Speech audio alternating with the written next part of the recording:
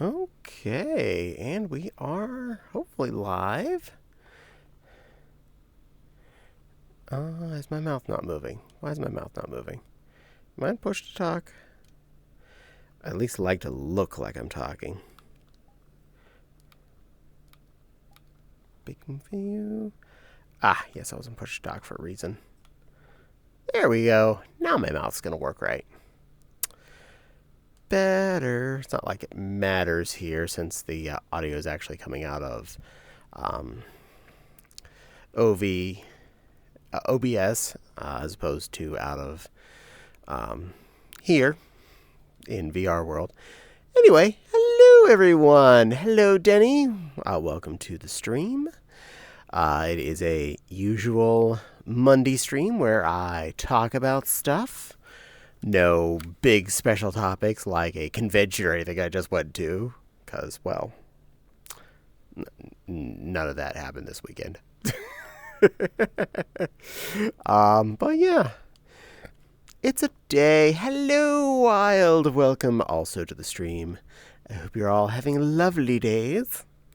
If anyone has anything they want to talk about at any given point, please bring it up. I will happily chat about everything. If you haven't figured that out by now. Let's actually move that camera down a little bit because I'm going to sit my tut down and I'm going to be comfy. We're going to go with comfy. A little more down. And there. I'll buy that. So, yeah, it's Monday. I'm getting used to my Connect on your Xbox. Nice. I hope that's working out for you pretty well with the whole setting up, tracking, and whatnot.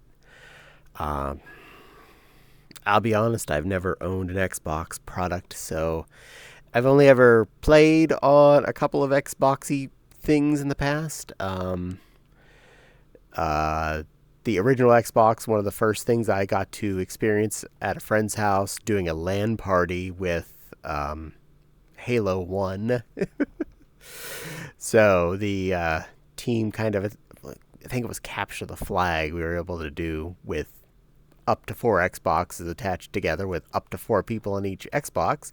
Hello, my Flopsy Floof. Welcome, welcome. Hope things are going good upstairs at the moment. Yeah. And at least once, when visiting Mendy, we played on the Xbox 360. I don't even remember what I played on it. I remember I looked at the controller and thought, well, it's better than the original Xbox, and it's better than the original Xbox. I need to get to my Hyperkin adapter. Scroll up. Don't. Computer, I didn't want to scroll down. Thank you. I need to get my Hyperkin adapter for FBT for my PC. Cool. I'm guessing that's part of the adaptation process.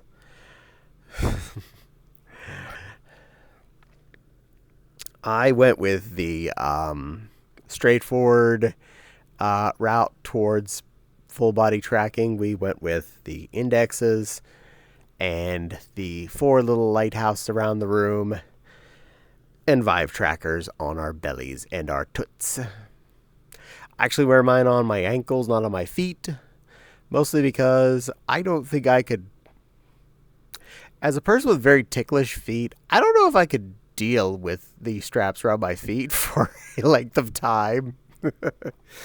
Pretty sure that would wonk me up pretty good. Just putting that out there. I don't want to tell anyone they're right or wrong for how they wear their stuff. But I still get pretty good tracking, and you can still get beans, so have some beans. Yeah, the Duke Xbox controller also on the modern Xbox now. Really? Wow.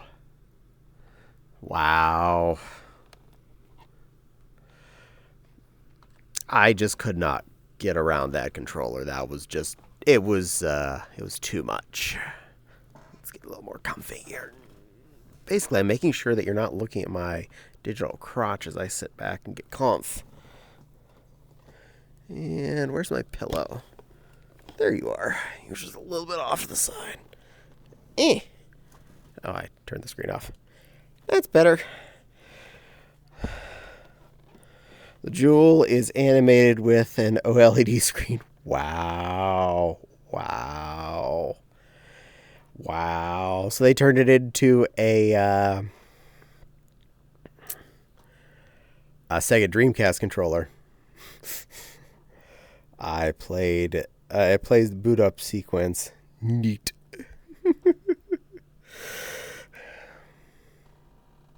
Don't worry, I figured out what you meant. I speak typo because I make many typo.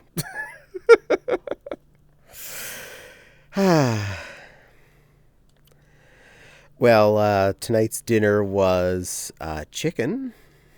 I know you all care about dinner, and seeing as how that tends to be a subject of every time I chat, I at least like to bring things up. Once again, I did pick up the pack of leg quarters. Now, this I find hilarious. The bagged fresh chicken. They're in just a almost plainly labeled, mostly clear plastic bag. 10-pound leg quarters is cheaper than a 5-pound styrofoam tray of chicken thighs. The tray of chicken thighs is 8 chicken thighs. The bag of leg quarters is 8 leg quarters. The 8 leg quarters is cheaper than just the thigh. I don't mean by pound, I mean actually that unit.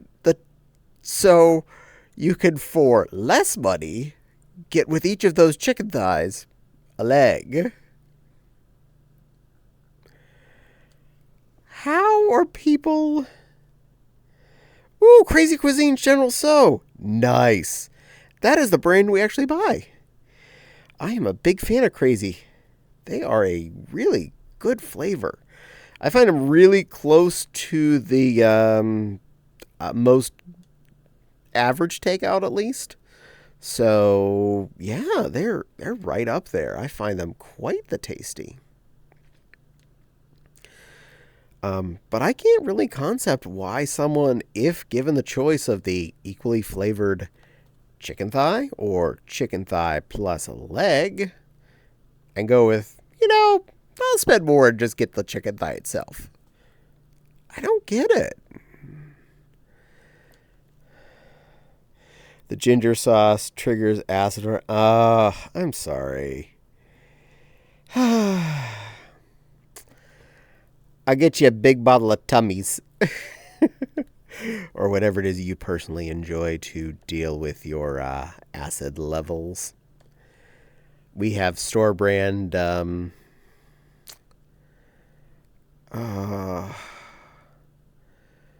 remember what they were. But they look like Mentos. Colorful Mentos. And they taste really good. They actually work. Alka-Seltzer's the brand name on them. They're Alka-Seltzer brand antacid chews. And we specifically buy either the Meijer or the Walmart brand, whichever one happens to actually have product in stock that day, because they're the exact same thing. And specifically, those two I know are the exact same thing, to the level of the little, letters occasionally printed on the pills match between those two. So, if you get the Walmart one or the Meijer one, it is literally the same pills, just in a bottle with a different company's label on it. I love that. Flamonidine pepsidase is what I got for acid reflux. Well, good. I hope it worked and kept the ginger sauce from making you feel gumpy.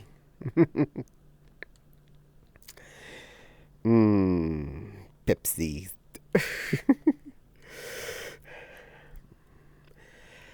There's nothing wrong with having a pill for something like and having acid and whatnot. So needing an antacid, I find, is one of those.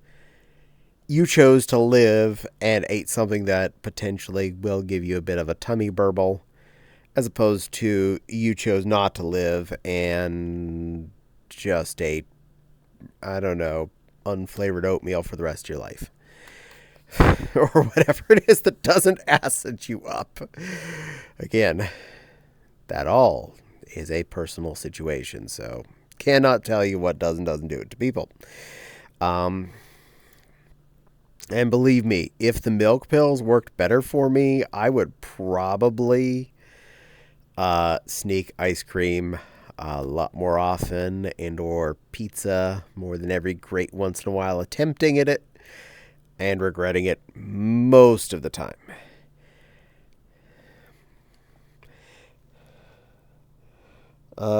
Being overweight is the cause of my acid.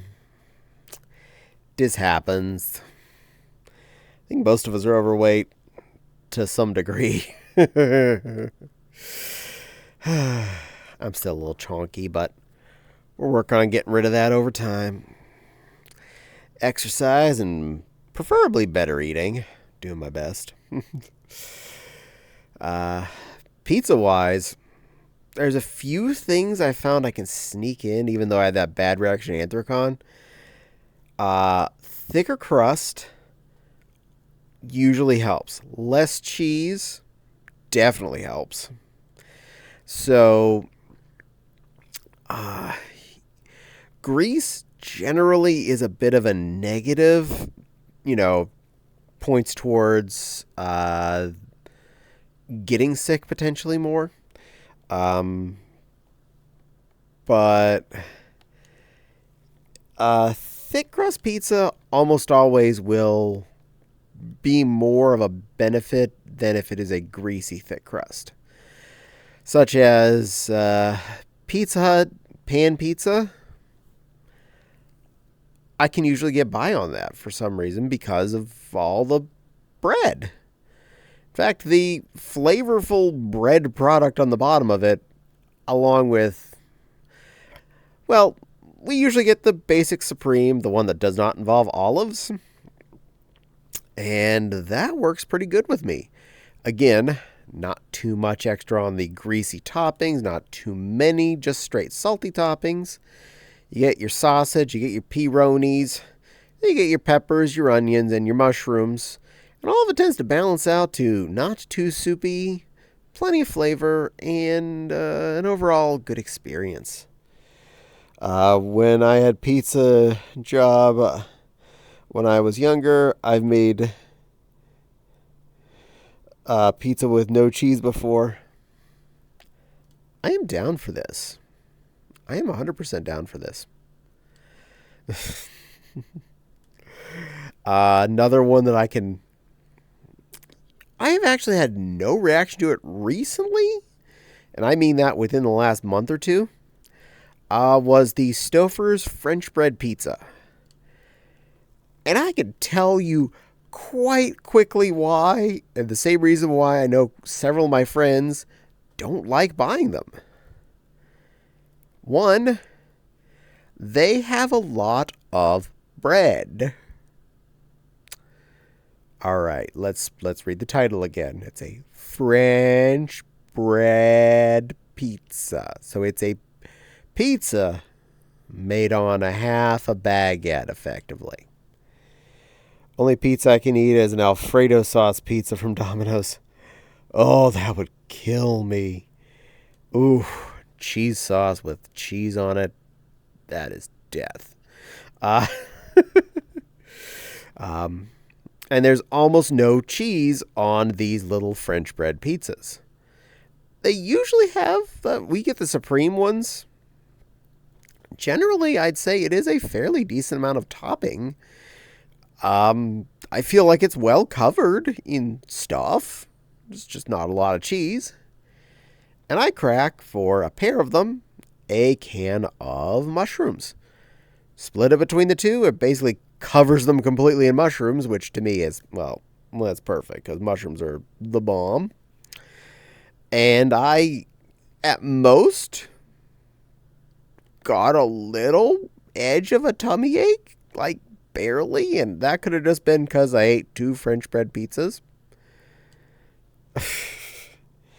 It's an acid-friendly pizza. For fair to anyone that has a specific answer as to what their problem is, to what they can eat, I am all for you being able to what you can eat and enjoy. For me, the cheese is the primary evil. The acid is the secondary evil. And the bread usually counteracts if it's there. I am definitely not a thin crust New York style flippity floppity pizza person. If anything, when we make pizza at home, we tend to do it cast iron pan style. So pan style, like Pizza Hut, the one thing that I know I'm usually okay with, surprisingly. And last few times for our number 12 cast iron pan, we used 2 or 3 pouches of pizza dough mix powder. It's a basic pizza crust mix. I think you just add oil or water and a little oil in it to the pizza. So you get the idea. It's just a basic setup.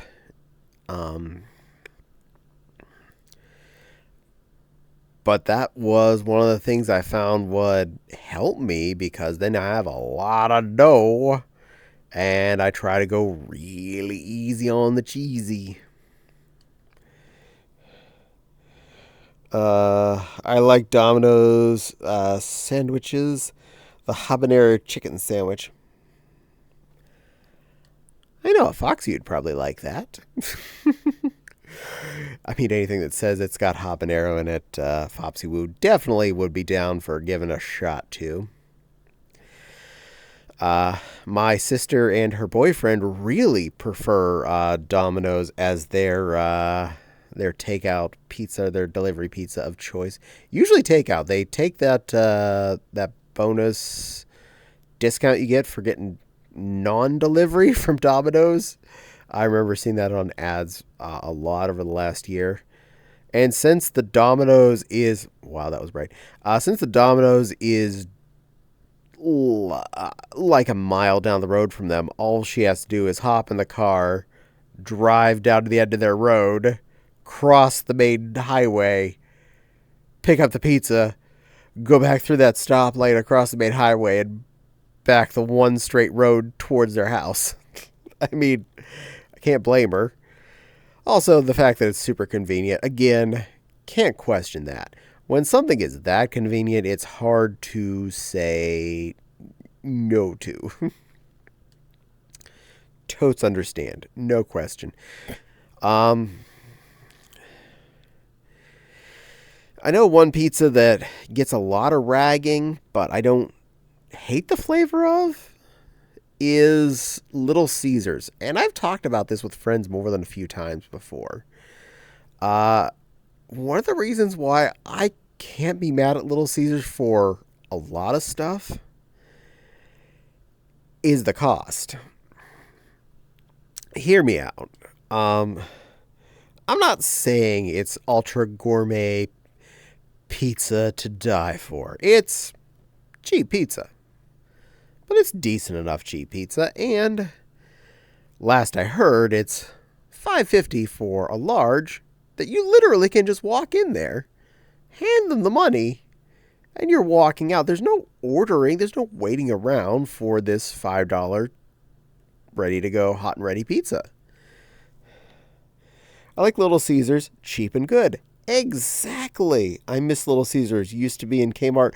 So was ours. That was the first Little Caesars I ever ate at, was in our Kmart. Now, $5.50 for a large pizza. even if you're talking about a rather modest heavy eater, I'm not saying everyone, most adults are going to top off at most at 4 slices of pizza. So a half of a large, a half of that $5.50 pizza is their dinner. Yeah, and even if you threw in another buck or two for some crazy bread and dippy sauce, this is still pretty darn effective because you just ate half of that pizza, maybe half an order of them breadsticks, and then your husband, wife, boyfriend, girlfriend, whatever, also has 4 slices of pizza to eat. And possibly a couple of them breadsticks that you didn't eat all of. So even if you went with the breadsticks and dippy sauce, you're out what? $7.50? How much does it cost to get one of you a McMeal? I do that. Get 2 days out of the meal. Exactly. Because one McMeal for an average size meal, either like the Big Mac with fries and a drink, or the Quarter Pounder with cheese, or the 2 cheeseburgers meal, or the 10 nuggies, whatever your flavor is. That's around $8 to $10 last I checked. And that fed one of you. Now, for $7.50, not only did you have pizza and breadsticks, you both had pizza and breadsticks for less than $8. The Kmart in VRC has a Little Caesar. Oh, neat. It's closer to 10 these days. Well, you can see how often I eat at McFood. Ugh. And again, I'm not going to down you if you like eating any of these things, and it's part of your happiness foods. Everybody has things that make them happy. But at $10 for a McMeal, I'd probably sooner end up at the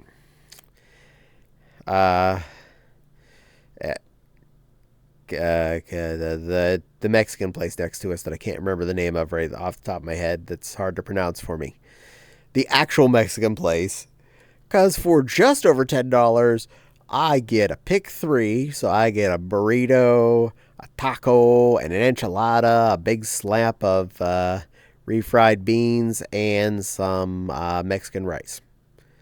And I'm full and happy.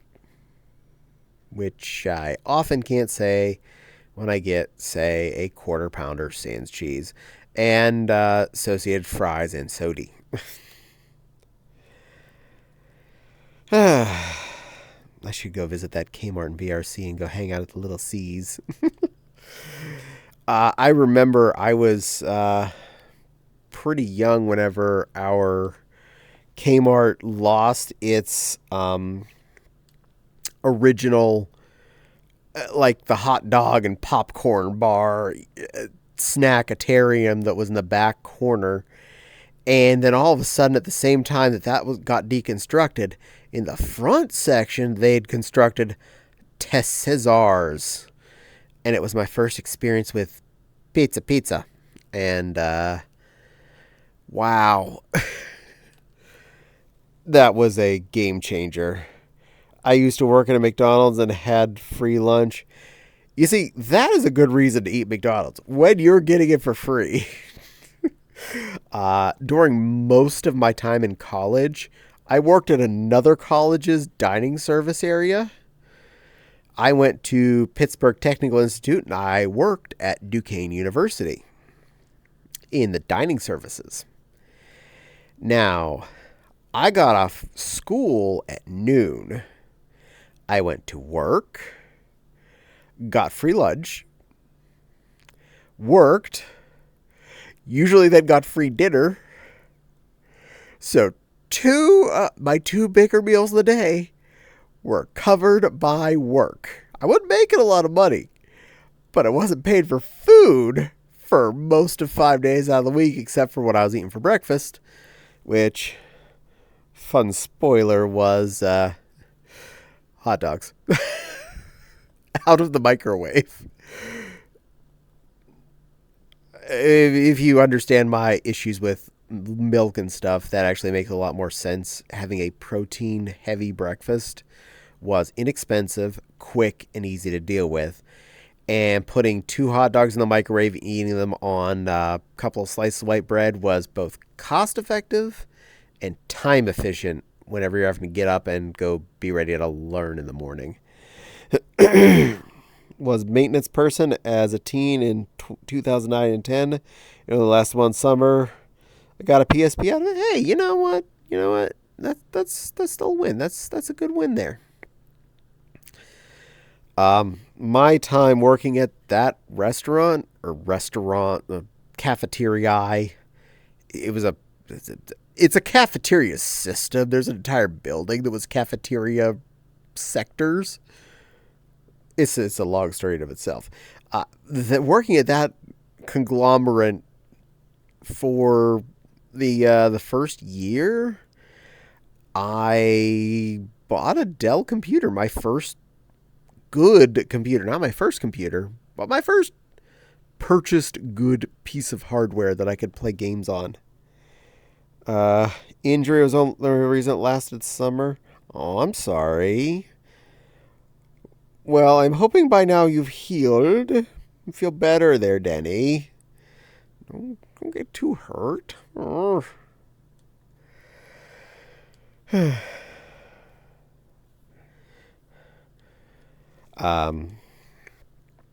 Fun little story about that particular job. I got hired and started work as the Haagen-Dazs ice cream cart guy out by the soccer field. And I would work like 5 hours standing out there scooping ice cream. And one, no supervision most of the time, so I ate a lot of free ice cream. It was a long time ago. I'm gonna play. Aw, sorry. Well, hope we can get a good job soon there, Denny. No fun being stuck unemployed. Desk. Just making sure my legs didn't fall asleep. Just keeps rolled up there. That was dangerous, leaving a late teen out unsupervised with a large cart full of delicious, high quality, high fat Haagen-Dazs ice creams.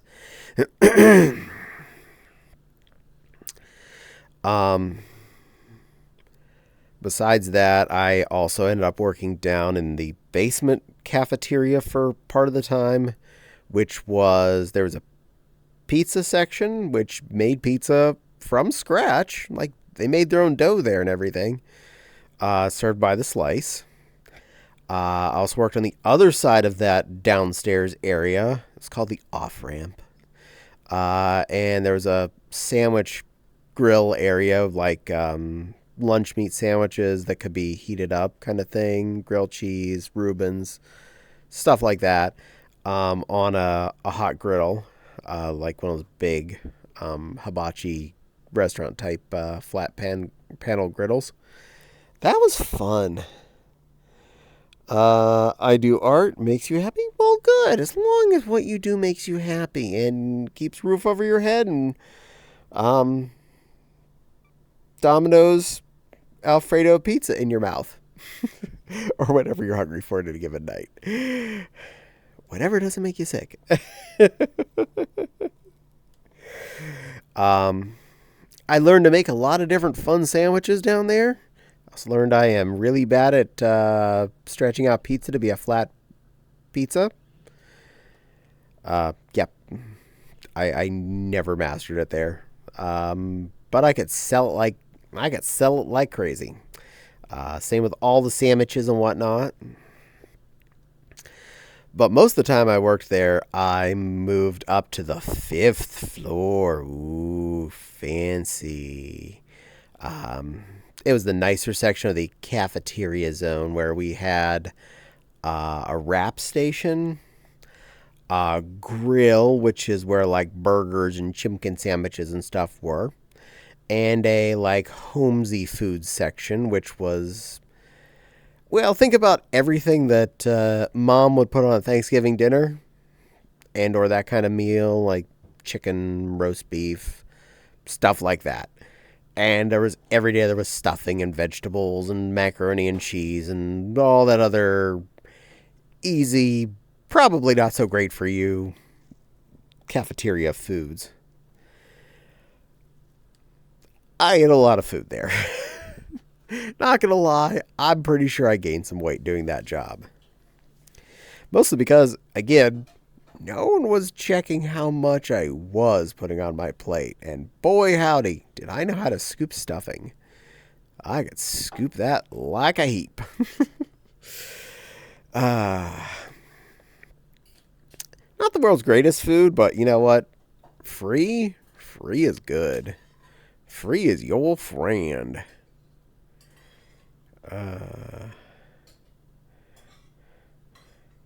Just accidentally scroll down. It's like, when my next stream's gonna be? Well, I'm in the middle of one. Thank you. I go for a good pizza bagel.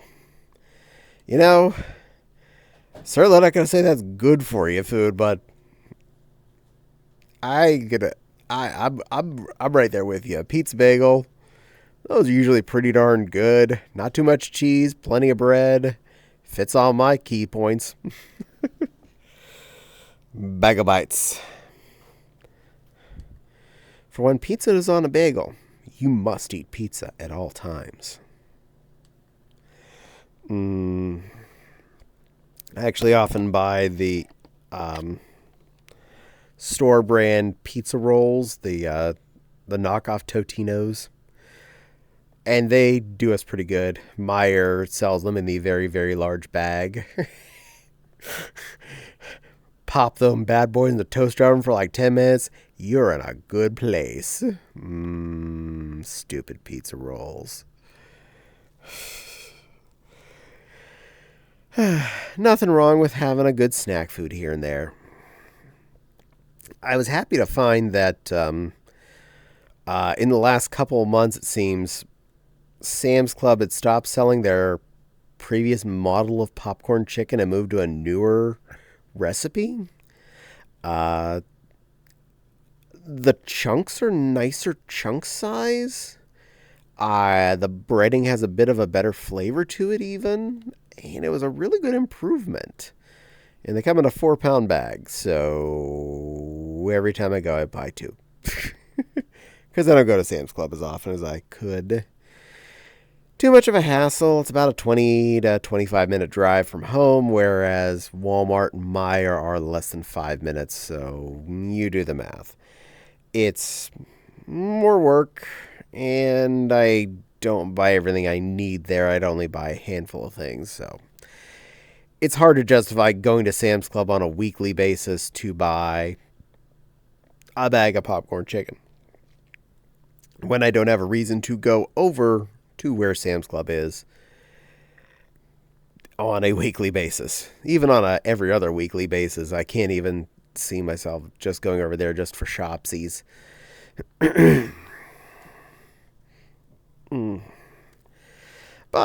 that better popcorn chicken, much improvement. I'm really happy with that. I did pick up the, because we ran out.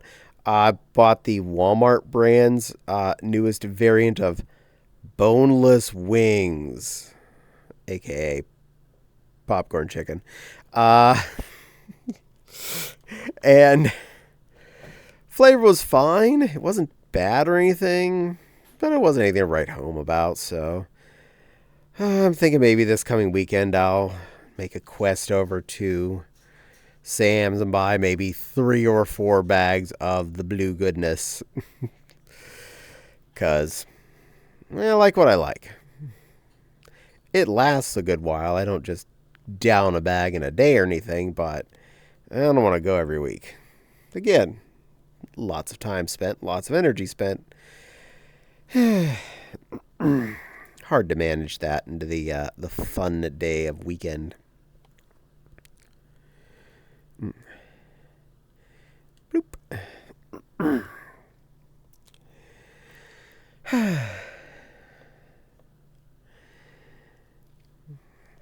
had some interesting thoughts the other day. I know most everything I talk about here is just random things that I've thought about.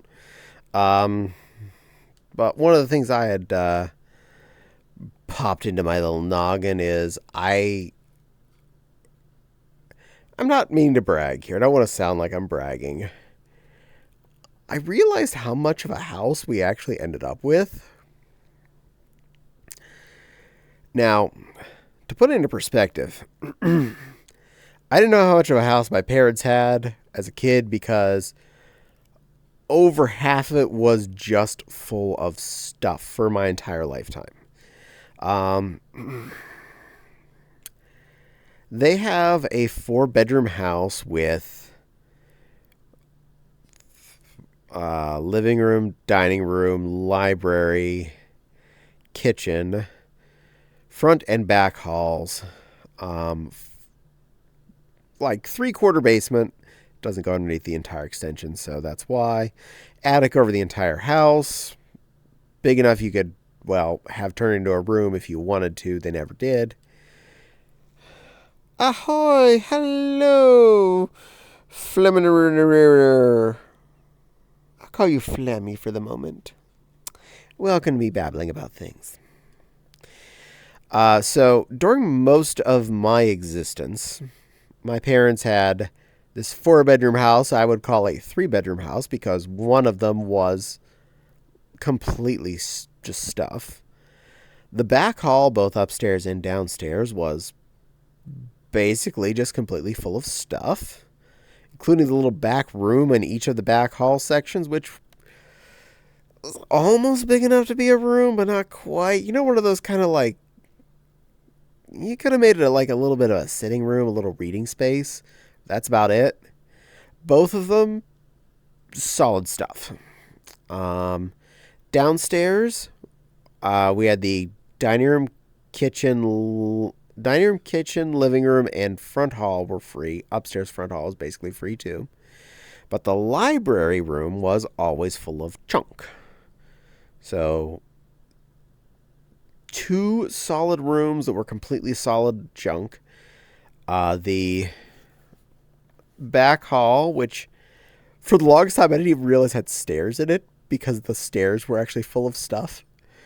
It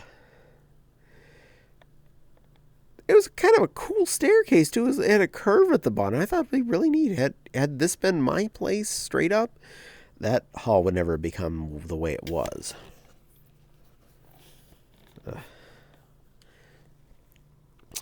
That's okay. Please continue the story. Thank you. And the basement was Dad's playroom, as it were. He's a carpenter. Always has been as far back as he even remembers, and even up until now. So it had paths in it for Mom to get to where the washer and the dryer were. Elsewise, this basement that was basically 3/4 of the size of the main floor was full of stuff. In this case, full of woodworking tools and stuff like that. I don't even know what half of the stuff is or was because there's just too many of them and I don't know all the woodworking thingies like table saws and planers and drill presses and band saws, another saw, another drill, another thing. I don't know. There's a lot of things. Pardon me, but when are you speaking of stuff and junk? Are we talking about useful items?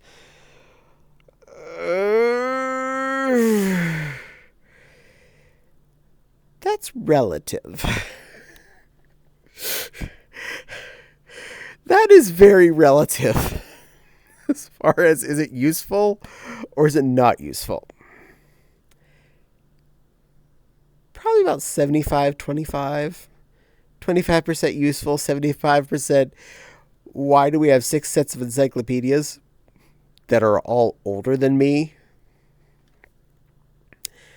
And that's the 6 sets that I know of.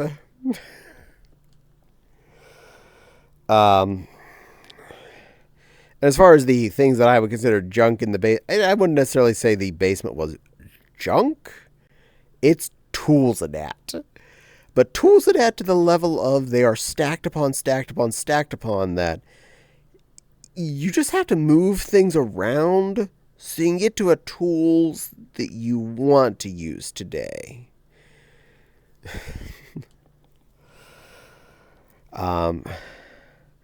Most of what is in the library and the 1-bedroom upstairs that is solid stuff. He wants to join me? Someone actually wants to join me? Boop. Nope. Wrong menu. There we go. Alerts. Zero. Join you.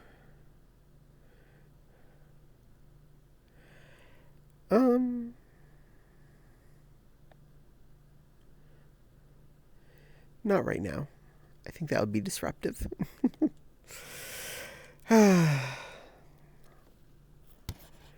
That probably would not be a benefit at the moment. I'm busy storying after all. Pretty much everything in that upstairs bedroom that was, I would say, is just stuff, and both upstairs and downstairs hall. I think almost all of that was definitely in the unusable junk and is still in the unusable junk. Almost all. Yeah, I'm sure there's a few useful things in there. I know the gun cabinet is in the upstairs hall. So, technically, that one thing is useful. And I know Mom has a cabinet in the upstairs hall is where she stores the sheets for their bed upstairs. So, that little thing in that room is something useful. But the majority of the stuff that makes rooms unwalkable, and now it has become 2 of the 3 bedrooms upstairs are solid stuff. Pretty much all of which is... Boy, I'm going to have to deal with that in about 10 or 15 to 20 years whenever they're both gone. It's a little bit of a morbid way to think about it, but my sister and I have actually been talking about this for the last few years as to what's going to happen. Even my parents, we've talked with them about it. They're like, yeah, it's a problem. Yeah, this is a bit of a kerfuffle. So I grew up in a fairly large house. That's where, boy, I went off on a bit of a tangent here, didn't I? I grew up in what would have been considered a large house. But it was just basically big enough to have space for my sister and I to each have a bedroom. And we'd play in the living room and the dining room and out in the yard. Now,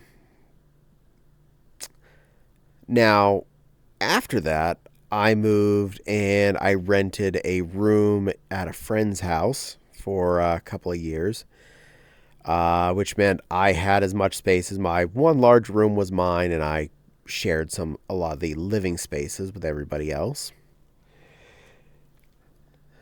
But I feel like they had a similar situation as far as hoardsiness goes.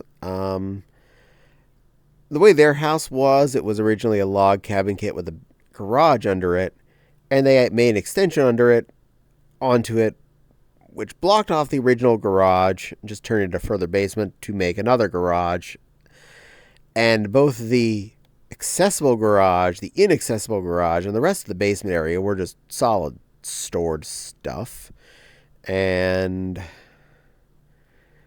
yeah, I never knew of a time when anyone pulled into that garage. After that, I spent a little time living with a friend, Dave. First rented a really scary apartment in Ambridge, and then he bought a house out a little bit further west of there, can't remember where it was. And at this point, it's been a lot of years. But it was a 2-bedroom townhouse we were renting that was really scary. And then his house, which was a 2-bedroom house with a mostly finished basement. So it was a lot of space there, a good bit of space for the two of us. After that, I moved to renting a room again at someone else's house, which started off as a smaller room. Then we moved me to a larger room, but again, living with people that have a lot of stuff and just not enough space for it. I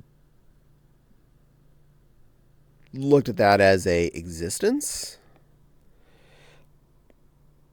So scary about the townhouse. That in itself has a lot of definitions. One, used to be a coal mining town / factory town before, and these were row house, a little block of 9 stacked townhouse in the middle of a residential area that wasn't all like that. We definitely had roaches. It looked like it was a knocker-downer, not a fixer-upper. The stairs were crooked, both the stairs to the upstairs and the stairs down to the basement. The wiring was way not up to code. The kitchen had a weird angle to it for no apparent reason. Like, nothing made a lot of sense in this house, and it was not really a great place. It had a smell that we could never get rid of. Creepy. Kind of creepy.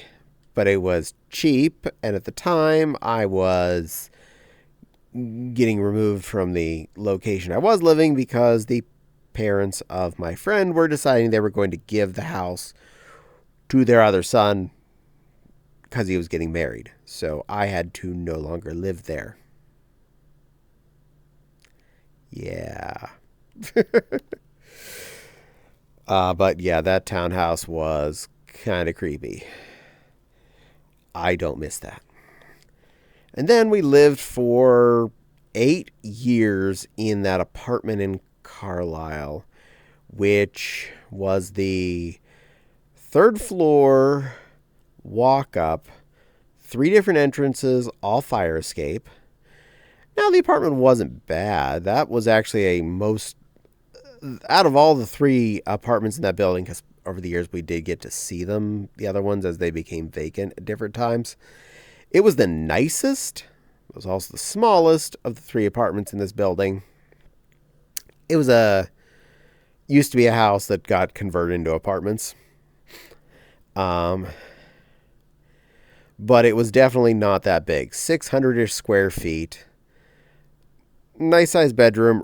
Pretty big kitchen-y room and a small living room. I don't know how we stayed in there that long.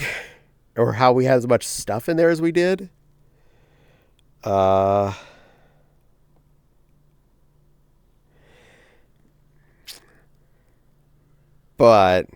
we existed there for 8 years. So smell, weird architecture, bad vibes, and roaches. Were there any nasty histories involved? And/or was it built around early industrialization? If you don't mind me asking, I've only heard of horror stories of such buildings. Well, the factories and mining stuff were not, like, touching it or anything. Most of the factory housing had been destroyed at this point, as the town had been converted into a more modern suburb of Pittsburgh type town, as opposed to factory town in of itself. So it was several blocks from where the factory itself, the one remaining factory, was. I don't even know if it's still there at this point.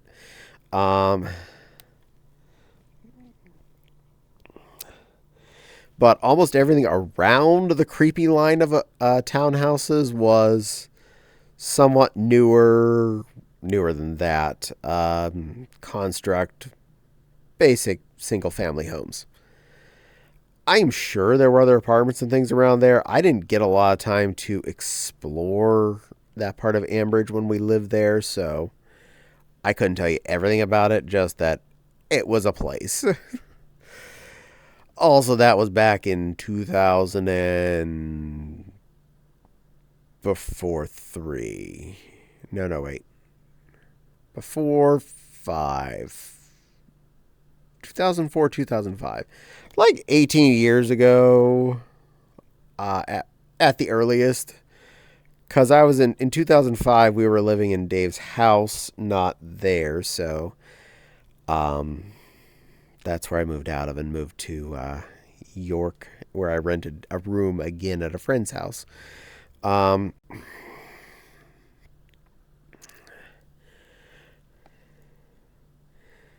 Now, there were certain things about that I wanted. My friend Dave bought the house in, I forget what the city was, somewhere in Beaver in Pennsylvania. Part of the unfinished part of the basement really gave me some creepy vibes. Like, seriously, felt like, old haunted house. Like, it was made into like rooms, but not finished. Like, there were walls and doorways, but basic concrete, mostly flat floor. It was weird. The upstairs, totally different, totally modern-y looking, but the basement just was like it was another house stuck under there that felt like it was out of the Twilight Zone.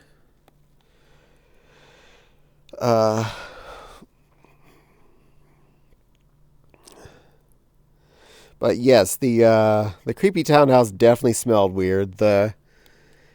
You'd think it would have been normal, and the fact that it was effectively walk in living room, go through that kitchen. In the kitchen were stairs going up to the upstairs where the 2 bedrooms and the bathroom were. Stairs going down the other direction for the basement.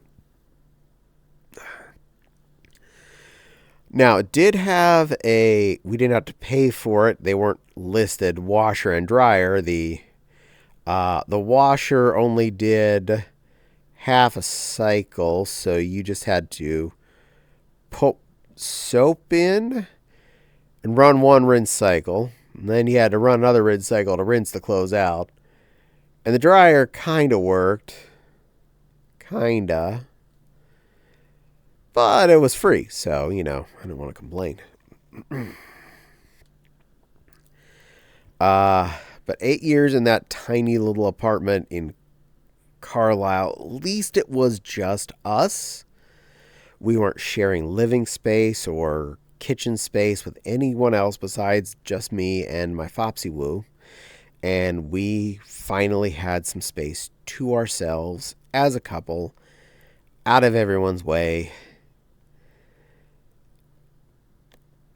That place, I never had too many problems with bugs or whatever. I think most any bugs we had to do with, when you bring fruits and veggies into the house, spoiler alert, almost every fruit and vegetable you buy in the grocery store has bugs. And, yeah. So any bugs we had, I'm pretty sure we brought in the house. Little fruit flies and whatnot. So nothing serious. I think twice I saw an ant make it, 2 or 3 times I saw a scout ant make it up into there. I never had an ant problem or anything, because this is 3rd floor. It takes a lot for the bugs to make it up to you. Oh, and moths occasionally made it in the door, but I blame the lights on that. I don't blame the apartment. But then we saved our money up, and for 8 years we lived in nothing really to hide here. We had it was about $550 a month rent apartment. we saved up our money. We lived in that small place so we could buy a house. In the end here, we now have depending on which survey you look at, anywhere from a 2,500 to a 2,600 square foot house for the two of us. 2-car attached garage, a shed out back, 1/4 acre total lot, a tree house, swing set, back patio. Even if we didn't want to park in the garage, our driveway could house 4 cars. I know, because quite a few people on the street do similar. If I may, one can only wonder what life was like in such factory towns during the mid to late 1800s. Must have been several horror stories, both criminal and personal hellscapes. And may I ask, what do I do for a living? Internet technical support. Security division.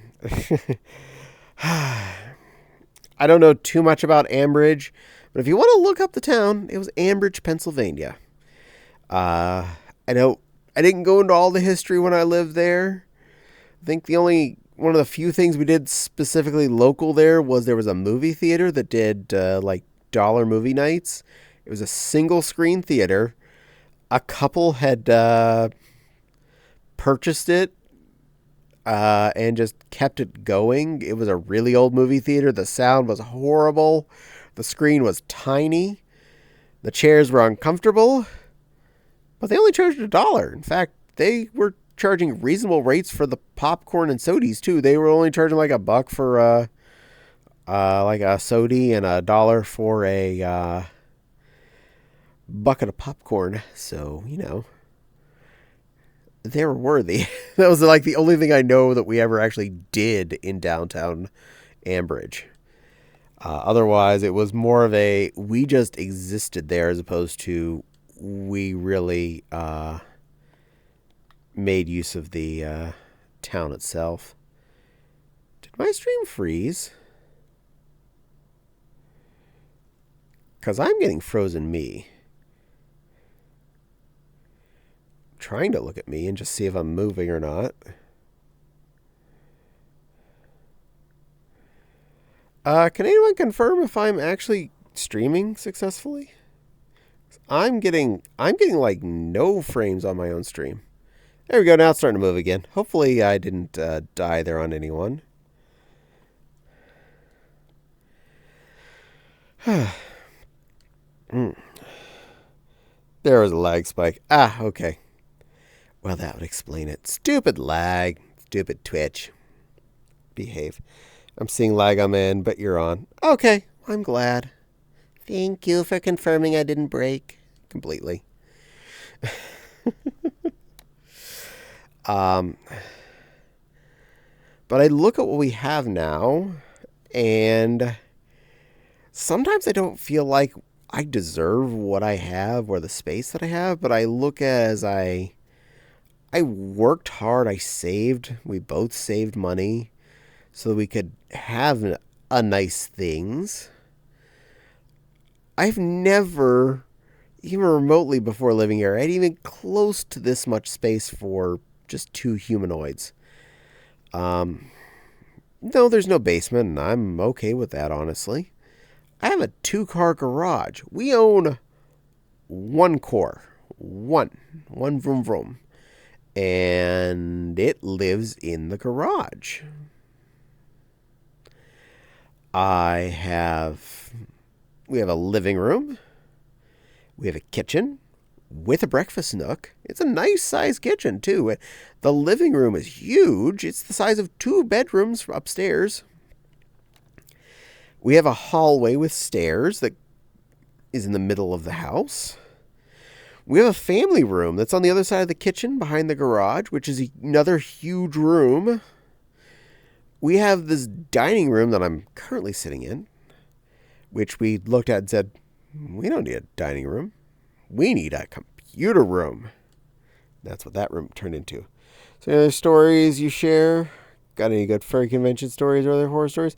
Oh, loads. I will happily share more stories. I don't shut up. I talk constantly. I will give you more fun to hear about me. Uh, we looked at the dining room space and thought, computer room.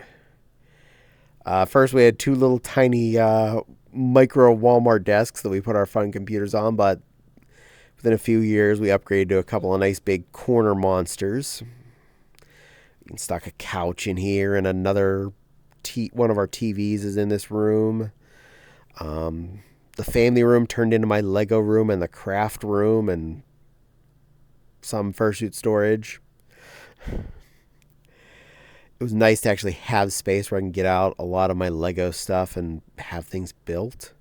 The living room is a non-overly cluttered room that even has space for a big L-shaped couch that we can both comfortably stretch out on, a big honking round chair, another couch which is currently covered in fursuit stuff. If you watch any of my full suit videos on YouTube, that's that couch all the way on that thing on the far end that looks like it's a pile of clothes. Yeah, fine, shut up. There's a couch under there. That's my fault, but it makes doing videos easier. You have space to set up the exercise equipment. We have an elliptical and exercise bike that are generally not covered with stuff. Occasionally around Christmas, the elliptical gets folded up so we could put presents somewhere. But other than that, plenty of space to walk around. You never feel like we're cramped down there. Lego stuff. Are you a collector? Oh my goodness, yes.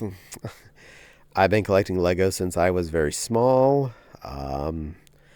I still have my first Lego set that I'm pretty sure was the first one that was given to me specifically. It was a police car from 1982.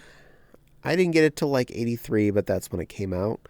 I have other sets that are as old as the early 80s, going all the way up to many recent things, including I think like 13 of the modular buildings, the new castle that came out last year, the Disney castle is also there, a couple of railroads, including the Disney Railroad and a freight railroad. But yes, there's a lot of Legos in this house. A lot. That's a fun story. That's a pile of stories in of itself. Now, when I was young, we only had one toilet and bathtub in the whole house. One until I was almost a teenager that Dad built the basement toilet, which he basically was redoing the drains in the basement, and he's like, fine, I'm going to put a toilet down here while I'm at it, because he had access to water, and he's a plumber, so he put a toilet down there, and a shower. But for the first, 10 to 12 years of my life, we had one toilet for 4 butts. In this house, 2 butts, 3 toilets. There's the downstairs toilet and sink, and upstairs we have the master bathroom, and we have the hall bathroom. I like the shower stall better, so I claimed the master bath, and Fopsy prefers the bathtub style shower, and that's the one Fopsy claims. And that one has the double vanity option. So we both have our own upstairs toilet, and we share basically the downstairs one. And this house, for our 2 butts that are married, we have 4 bedrooms. 2 of which are guest bedrooms. Well, mostly, and they do store stuff to some extent. And one of them we turned into our office. So we can actually leave our work at home space at the end of the workday and actually walk out of that room and not have to go back into it. This is a surprisingly important thing that I don't know how we lived 8 years without.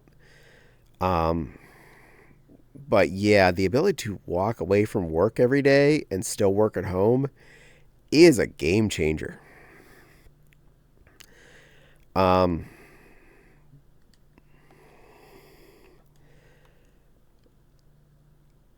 It was definitely weird being able to live in a place like this and walk around it. And yeah, occasionally I have messes. Occasionally there's stuff sitting around.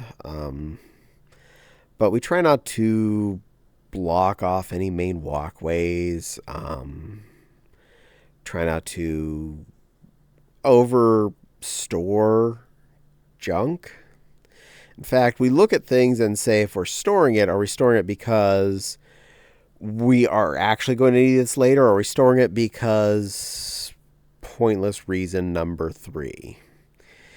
Now occasionally something will get stored with we think we're going to use it later, and it just never happens.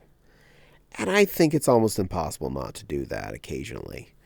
But we do our best not to just hoard all the old things in life that we know are just basically toot. Obviously, the Lego collection is not something that is stored with the intention it's never going to get touched. I do occasionally cycle out sections of my main city table with different things. Not long ago, I took down a bunch of buildings when the new castle came out. I put together that monster of a Lion People's Castle on the one end of one of the tables, and I put with that a bunch of older 1980s Lego castle stuff. King's Castle plus all but one of the wall add-on chunks that were of gray wall. I never did get my hands on the armory, but anytime I've looked for it on eBay, people want like $100 for what was effectively, I can't remember if it's 2 or 3 of their little Lego castle wall pieces, building a wall with a couple of racks of weapons and 2 minifigures. $100, I just couldn't budget it. It felt excessive. Very excessive. And it wasn't even a set I ever had or Grandma had that I cared about, so I kind of let that one go. Didn't feel worthwhile. I do have the other wall add-on set that has the black wall, but since I made a gray walled castle, I thought that would be a little gauche and wouldn't go well with it. Besides, in the section I built it into, it just fits. I mean, really, the railway going around that section, I just squeezed the new big castle on the far end of it, and then I was able to scrunchy the walls just perfectly so they fit inside the rail line there. Yes, I like Lego castles. Yes, I like cities. I like space too. Pirates were good. They weren't as good as they could have been. I felt like that was right around when Lego was getting a little bit too much on shape as opposed to quality. Some of the first pirate stuff was better, and then as it got down, only just a couple of generations, it got really playable as opposed to looked good and or was well constructed. There was the Lego anti-Renaissance, as I look at it, of the mid to late 90s into the early 2000s. I felt like Lego took a major downturn, more turning into a build this and play with it exactly like we tell you to, as opposed to here's a box of Legos and this is what the instructions say. Look on the back and you can see all these other things that some of our creative team redid with this particular set of Legos on their own.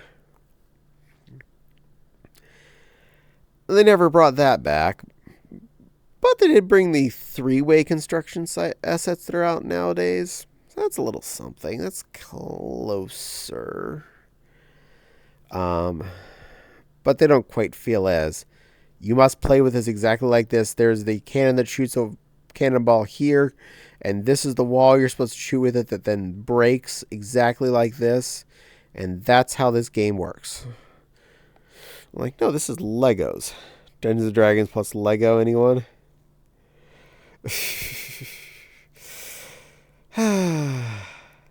Yeah. And on the other end of my tables, I did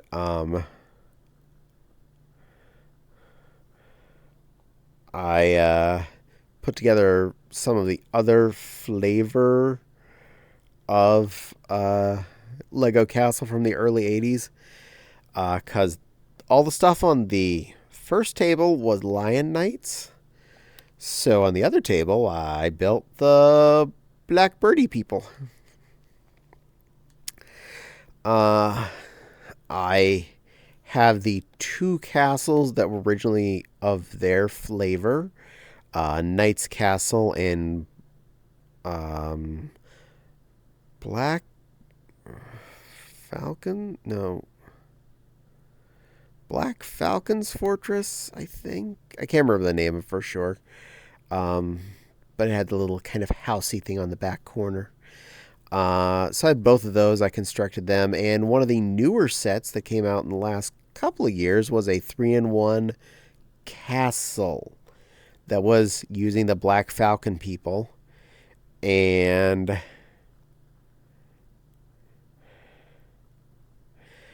I have that built over there too. I think they all look beautiful. They are all three of those are really fun castles. They feel good. And I think they make a good aesthetic to the opposite peninsula of my city. Though I did put in one of the Lion Knights sets over there too, because I had King's Mountain Fortress. And I'm going to be honest, that's one that's definitely got some nostalgia for me. Because I remember when that came out and Grandma had a copy of that one. It's still in our garage, even though that's its own can of worms. And I really don't want to get into that. But it's still there, along with the rest of her Legos that we're supposed to go to, myself and all of her grandkids to share. But that never happened. So I recreated my her collection in the way I best could. I bought them off eBay. So that particular castle has a... Oh, kiss the chat. You got it. That particular castle has a pretty good nostalgia for me. Sneak up here. Let me see if I can do this. Mwah. Mwah. Mwah. Mwah. Mwah. Mwah. Hope that was adequate. Get my comfort back up here. There we go. Ta-da!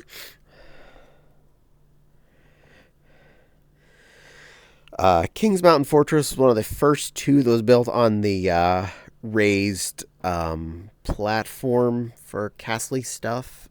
So it had the little ramp up the side and kind of built into it. It was a not overly complicated castle, fortressy type building, but it had a lot of character, so for me that was an important thing to rebuild when I was building a little bit of castle stuff. I remember selling my collection of Legos for $100 when I was reaching my college years. Aww. I don't care what was in it. I would have totally given you $100 for the Legos. No question. I'm sure there were more than enough useful pieces in there.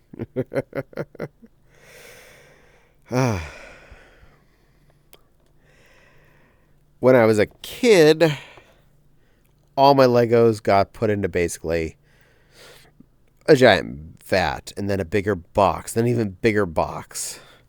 And as a teenager, I at least tried to be smart, and I sorted it by color. That was somewhat of a positive, and to some extent it still is that way. But as an adult, I started looking up the instructions from all the things I can remember that I owned and piecing out the sets and then bagging them out. So, underneath the 3 tables that are my city, there are the few remaining drawers of parts that are not part of any set that I either couldn't remember what they were or, to some extent, didn't care as much. And then there are, I think there's like 5 18-gallon totes that are not only full of bagged sets, but are heaped on top of them with more sets that I own. Some reason,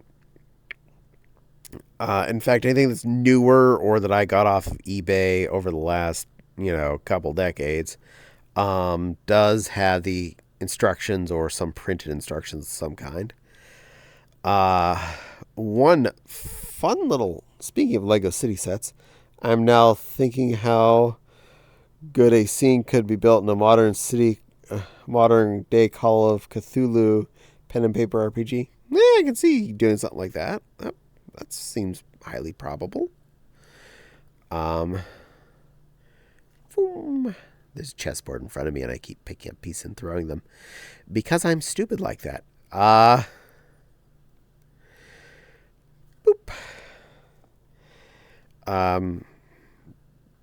So some of the sets I got off of, anything I got off of eBay probably has at least printed instructions.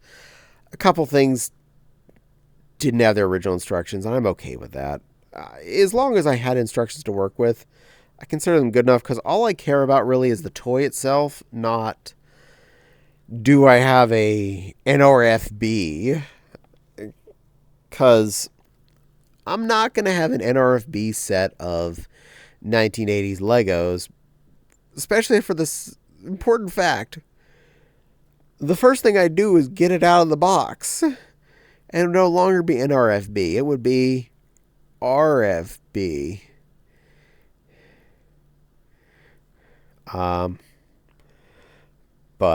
Yeah. One of the things I got off of eBay was the Knight's Castle that I mentioned a bit ago. I got it at a pretty good price.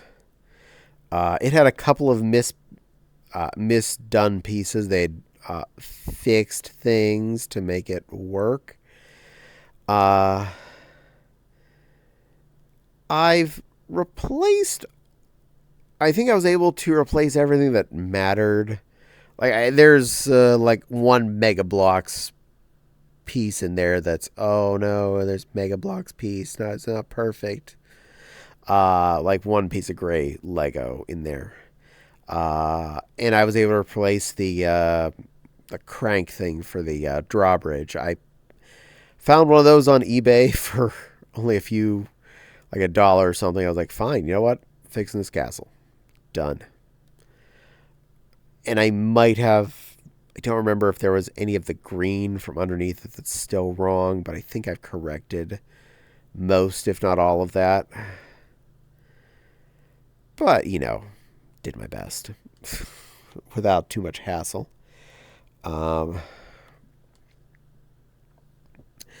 And since we got the laser printer, I've actually been going through and trying to reprint a lot of the missing instruction manuals if I can find a good copy of the images. I have a couple different Lego instruction manual set pages that I've gone to find either just JPEGs or PDFs of the instruction manuals, and laser printer toner and basic copy paper are relatively cheap, and just taking the time to print up a few manuals here and there has actually made me feel a lot better about my collection. I'm pretty darn pleased with what I squeezed out. I even took the time to print out a couple of the larger critters that, like a couple of my castles. I did print out the instruction manuals for them. Some of the larger ones that were in the, let's just say as the 90s were turning into more play with it like this as opposed to it's Legos, have fun. They're still good. They weren't into the really play with it as this, but they were starting to get to that. But I felt they were important. I was able to print up copies of their instructions. Out of curiosity, what's your take on furry Lego minifigures as seen in sets like Chimera, Ninjago, Vide, and are the minifigure collector's edition? I don't really care for Ninjago or Chimera that much. Chima, whatever it's called. I do, however, really like a lot of the fursuit ones that were coming out in minifigure sets. I have gotten quite skilled at feel the bag. So, when the Fox came out, I know I got one misfeel on that one. And it's not my fault because the one I got wasn't one of the ones on the picture, and that's why I messed up on it. But I think I got 3 or 4 of the Fox when it came out. I know it was 4 or 5 on the raccoon.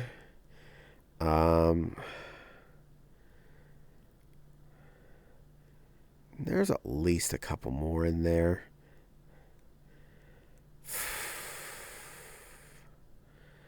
What was the recent ones I was hunting? I think it was a Disney one. Oh yeah, Robin Hood. I was hunting for Robin Hood. I got a Robin Hood. I got a Prince John. And I got someone else out of that set. Oh, Stitch. I got the 6-armed Stitch.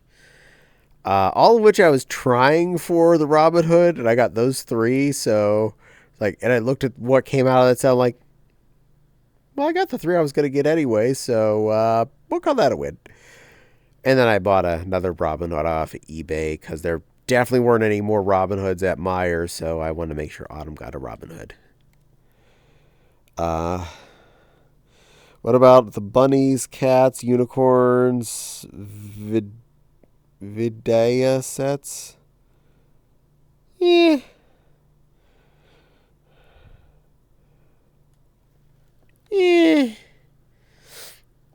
Nothing in there really ever caught me. I have got a few of the newer girly Lego sets just because I was buying things that I was adding to whatever I was building. Like, got a couple of airplanes off of that area. But most of that just never really hit me.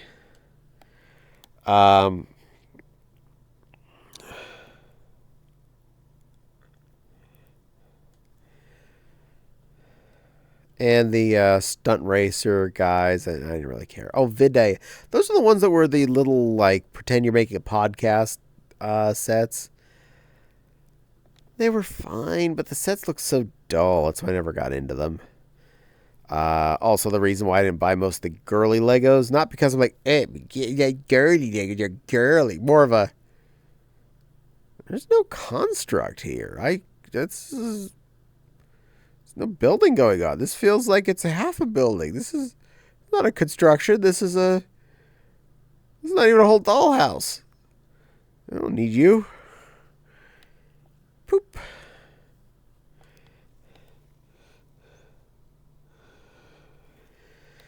At this point, most Lego sets I buy either is because it's something that looks fun to build, or it looks like it'd be, well, it has to be fun to build. That's basically it. Any of the reprinted castles, remade or reimagined castle or space stuff has been really high on my list. I know when I got the newest castle, the big one, One of my freebie things was a Blacktron spaceship. Very reminiscent of one of the ones I actually missed getting as a kid. And I'd wanted it pretty hard, but didn't get a chance to get it. So the fact that I got the kind of reimagine of it, awesome. Okay, any thoughts on the Friends elves? The dragons looked fine. The sets looked dumb. They fit into the girly Legos section as far as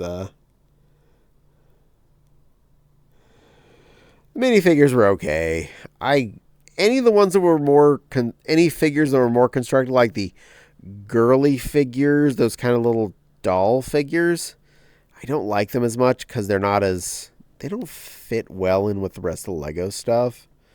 And pretty much all the furniture and stuff for them is designed for them to be placed on it. They don't click into place. They're just, any of those kinds of figures I don't care for as much. Too dollhouse, not enough Lego.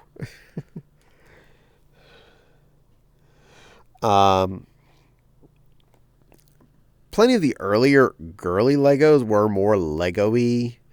I know I bought my sister different times for presents, like the horse stables and things. And those, as a kid, we still played with each other's stuff to some extent. Those were actually pretty well constructed. They still were basically Legos. They didn't... And I don't know why this seemed to be the concept of what they had to do to Legos to make them ready for girls, but girlifying Legos just seemed to be take out like 90% of the building and put more horse and kitties and puppies into it. Yeah. The earlier stuff, okay, well, it's still a stable and just has pastel colors, and then quickly they turned into, look, it's a building that's like 99.9% windows, and then it became, it's 99% windows, but somehow still not encompassing a building. And once they moved over to going from regular Lego people to these the little Lego dolls, is how I best describe them. It feels like they've left the park. They've sold the ship. We're no longer making Legos. The couple of sets I did get were some of the airplanes. One of the big jets that was made in girly Lego. The jet itself was fine. It had a little airport, which was wasn't really much of an air. Again, it was kind of just a facade. Now, when you talk about a $100 Lego set or $150 or whatever, I expect at least some kind of a building. This felt like it was just a flat end front, no substance behind it, and you're done. Good luck. Have fun. Way less than a lot of the other stuff.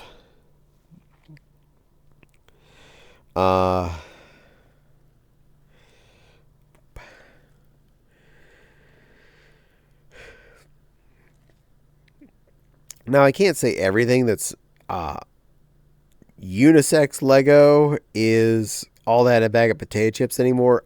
Quite a few of the sets I bought, which is why, honestly, I've stopped buying a lot of the more standard town buildings anymore, is because less and less they've even had roofs over the whole thing. It'll be like the front of a roof and maybe a little bit of sidewalls, and then nothing. One of the more recent sets I bought that was a town building is still here in the computer room. It's on a shelf behind me. It was the organic grocery store. Now, the majority of it is really neat. I mean, it has everything from coolers with bottles and things in, baskety places where the produce is, cash register. It even has a place where you load produce in from the shipping section into the grocery store. Otherwise, it was pretty neat, except it has a facade front roof but no roof over the majority of the building. Otherwise, still okay. A little set of city buildings I got not too long before that. Similar problem, except the buildings were not as deep, so they were only like maybe 6 or 8 Lego dits deep on the inside. No roofs, just a bit of facade on the front roof. The inside of the stores on all of these were pretty vacant. It didn't feel like much thought was put in. It was just like, and here's a building. It's empty. You figure it out.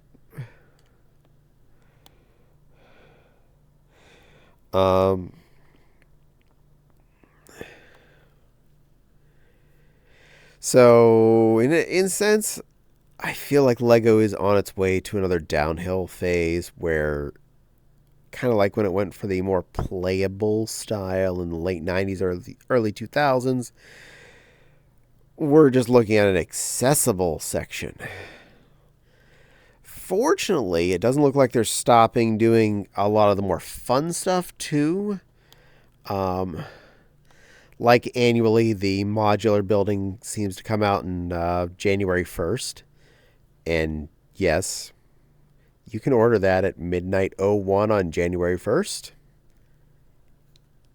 Guess who does that every year now?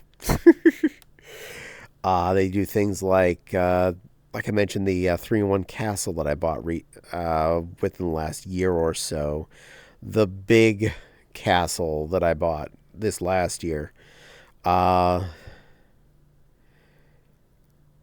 Sorry, Zero, I'm busy. I can't join you right now.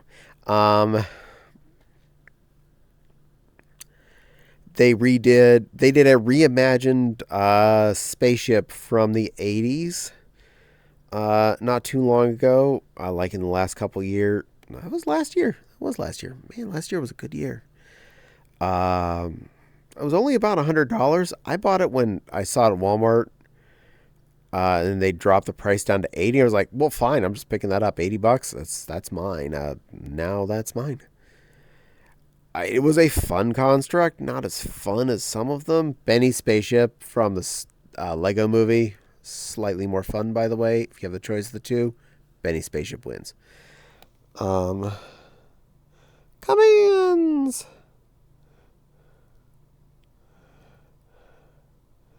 I think that is active. Pretty sure that's all good commands. I haven't even looked at it in a while. Did I do anything stupid? No. Those look like all the basic ones. Yeah, all those should work. Obviously, as a user, you wouldn't have access to anything moderator, but enjoy. I don't have a lot of those things active, though, like songs or I don't have any giveaways at the moment going on, so anyway, I just looked at that because I saw it was listed. I haven't done much with the stream elements, or I still need to make icons. I am so sorry to any of my subscribers. I am a lazy butt and I haven't made icons yet. I'll work on that. I know. You're not getting benefits. I'm a bad streamer. But to be fair, I didn't, start into this with the intent of doing a lot of that stuff. I was just going to do that if it became an option. And I'd figure it out when I got a chance. I haven't got a chance yet. Discord. I don't know if that works, but I do have a Discord link here. I don't want to actually go to my Discord. Can I right click? No, don't.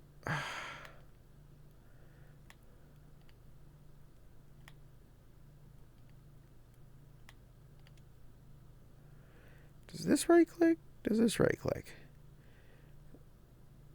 Ah, there we go. Copy. Ha! I figured it out.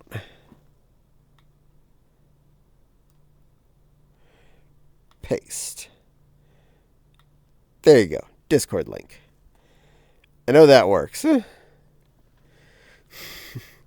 also in my About section. And I will hydrate here. Let's see.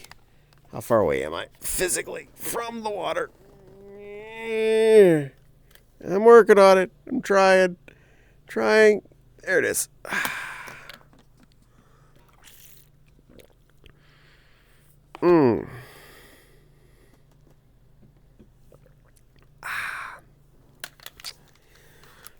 My lovely Anthrocon water. Bloop. There, recenter myself. Anyway, yeah.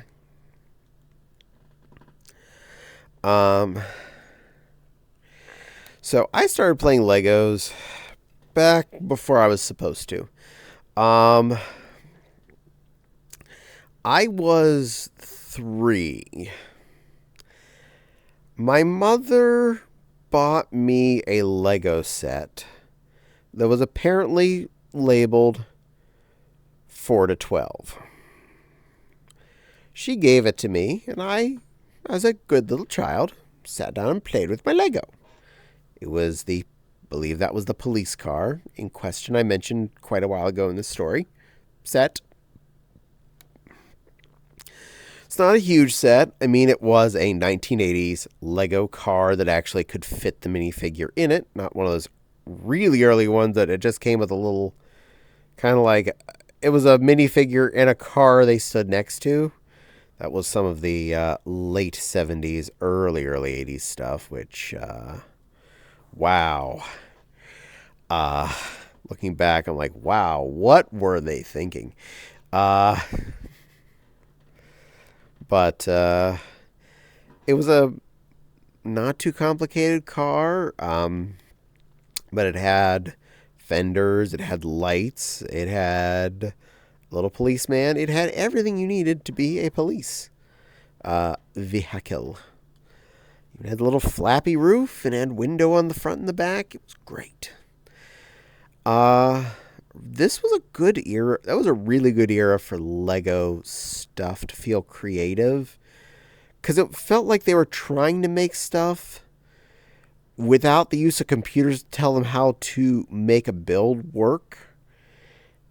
And trying to work within the limits of the pieces that were available.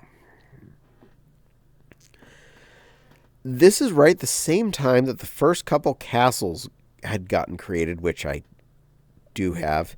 Technically not the first one. The first one was in the 1979, and it was a yellow piece of hoo-ha.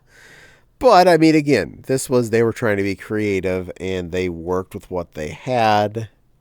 So I can't blame them for what they did. I just am not going to seek out and pick up the 1979 Yellow Castle.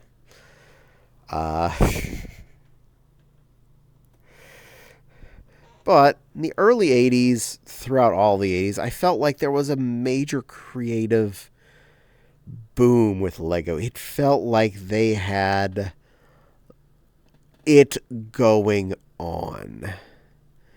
There was at that time city, space, castle. That was what you had. That's what you had to work with. And they were neat. Fun fact about the original Lego space helmets. The ones that had the chin strap that infamously was often broken. Those were not originally space helmets. Those came with the original Lego castle. The fun part is why they were castle things. Because that space helmet, as you look at it, is not the whole piece. I even wondered as a kid why the space helmet had two little dots on the side of it. Because it was supposed to have a face guard. Those original helmets were the helmets that the knights that were on the horses wore, and they had little snap in like the front of the face, the front of the helmet bit clipped in on those two little dots. They abandoned that after the first castle. So there was the original castle plus, like, I think it was just one supplemental pack of knights, and they just had the wall sitter knights that were kind of the pointy hat guys in there, not any of the horse rider knights. So all that got abandoned almost immediately for the later. They started with the cage front solid single piece horse rider knights. I wonder if they were just as breakable as the space helmets were in the mask part sense, but I would never really know because, well, they didn't last very long. But a lot of those, during that time, we had a lot of fun constructed buildings for the town, a lot of nifty vehicles. Some of the first good airport stuff came out. I have my original freight airport and passenger airport from the 80s,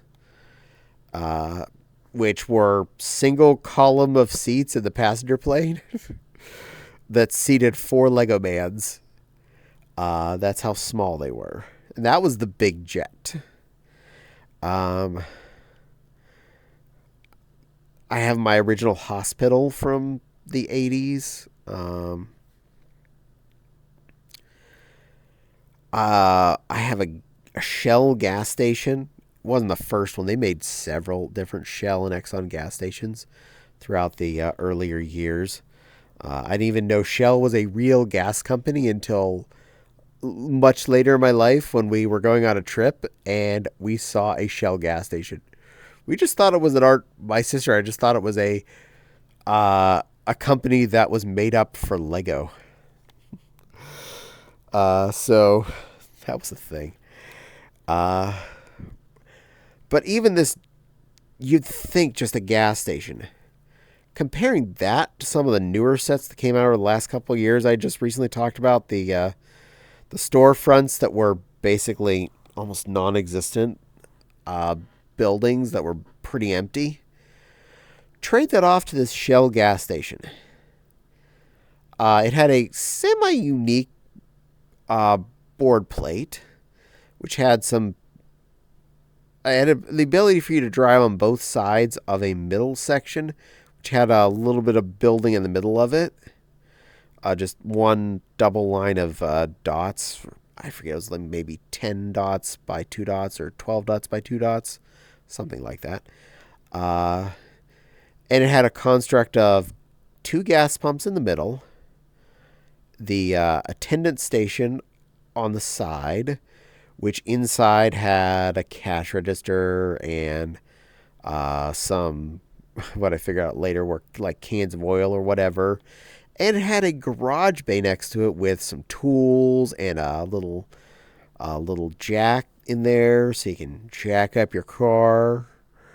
And an overarching big roof over top of the gas pumps like a real gas station would have in the 80s so that, well, you can get rained on when you're pumping your gas. But it was a interesting construct. It felt thought out. There was even like a tire rack out there, and an air pump was on the far side. It had all of this detail on this little, you'd think, what was the point type of set. And it came with a tow truck. Similar construct to that early 1980s police car even. So I already knew how to build it pretty well when I got it. Uh, but looking at that compared to some of the new stuff, it's like, what happened? Where'd all the fun go? You took out all the funds and gave us this. Non-funds. A lot of the space stuff was super creative because it felt more abstract. It wasn't like you had to be in a spaceship that was going to legitimately get you into space. This was a spaceship for flying around space or maneuvering around your moon platform or Mars platform, whatever planet you imaginarily were playing on. We had brown carpet, so it was usually Mars, because it was closer to red. There were a lot of little things that they did then that felt more creative. Even the castle stuff when they were trying to stay within the concept of legitimacy of this is within the castle rules sets. They were always really creative. Things like a ballista, I remember, was a set that Grandma had. I have the battering ram and the siege tower sets. I had a double catapult was a cool set that I had. I think I rebuilt. I'm pretty sure I was able to reconstruct that and have that in a baggie. It's not built right now because, well, it's just an accessory and it would take up space. I'll actually land on the board. Yay me. Foop. Flicking pieces. Bunoy. Well, hello, Fembithai. Welcome to the stream. Yes, I am a Benoy at the moment. Actually, most Mondays I've been streaming as a bunny just because it is...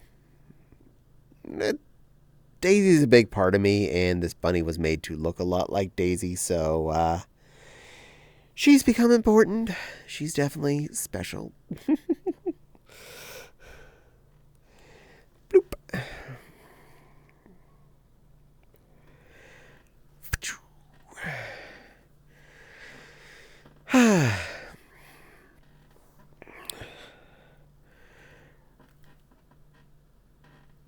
There were definitely a lot of good constructs out of the 80s, though.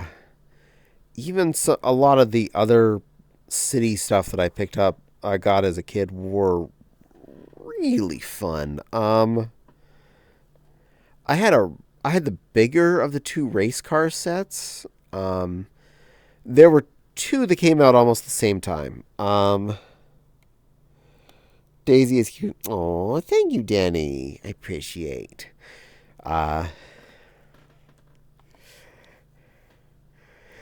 There was a 1 road plate set and there was a 2 road plate set. I was able to convince my parents to get me the 2 road plate set one. It had a big walkway. It had a little announcer stand. It had 4 race cars and all sorts of hoo-ha and extras and repairies and diddly-dads and people and stuff, and it was pretty awesome. I love the city sets. That was what I mainly had. Me too, actually. Mostly because it was available. There was a lot more city available than there was castle or space that was more fun and price-wise accessible. So I ended up with a lot more city than anything else as a kid.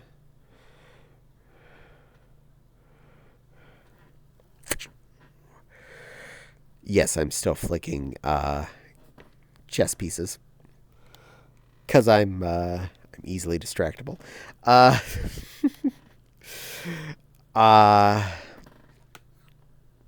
had a lot of city buildings, and as an adult, as I went back into collecting later on, there was a couple of shots where space got to come back, and I did get most of one of the mid-2000s sets of space stuff, which I'll give it some fair. It felt like it was harkening back towards OG space as opposed to a lot of the playable stuff. This stuff was pretty playable, but it wasn't locked into you had one way this worked. I know I got a really cool spaceship out of that, and a robot-y thing, and another cool spaceship-y thing. It was pretty good. Definitely is added to my space Legos. I did have one really big space set when I was a kid, and I have put it back together and verified it works. I had the monorail, the first space monorail that came out, which had a loop of track with a hill and 2 stations, one that was in the higher section and one that was on the ground section. It was such an awesome set to have. Ran on a single 9-volt battery. And for the longest time, I thought it was the motor had died or the wire between the motor and the battery pack. Here it was just the connectors weren't as good. I moved the power cable by one spot in another direction. Oh, I made the engine go. And I was like, okay, I fixed this. And during my quest to piece out my sets, that is one of the sets I successfully pieced out and verified worked, and it happily sits in a couple baggies. I think I still need to print that one instructions, but that's a lot more instructions than some of these littler sets that I was trying to print out.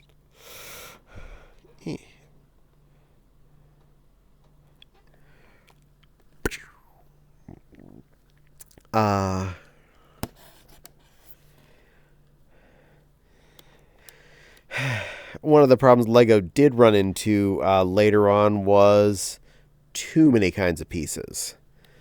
That was actually what was starting to get them to... They almost went belly up because they had been just making so many different parts. They kept making new pieces and not stopping making other ones. Too many, all these specialized pieces, all of these bigger pieces that were meant to do a lot of the heavy lifting for you. Now, I'll admit, some of the parts I really liked and do miss, like the castle wall sections from the 80s that were 5 pieces wide and 6 pieces total tall. They were really good for constructing castle stuff with, and those are amongst the parts that don't exist anymore. Because if I can get my hands on some of those, I could easily get my hands on enough basic gray bits and black bits that I could make castle wall extensions. I could easily add to Black Falcon's Fortress or King's Castle or any of those other ones.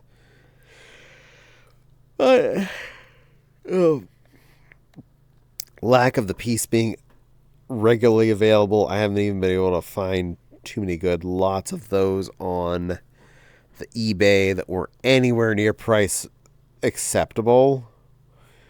And even trying to buy more copies of, say, Knight's Castle or King's Castle are prohibitively expensive at this point. So I'm glad I got those when I did. Though, I might take another look at that tonight, see what I can find when I'm done with this.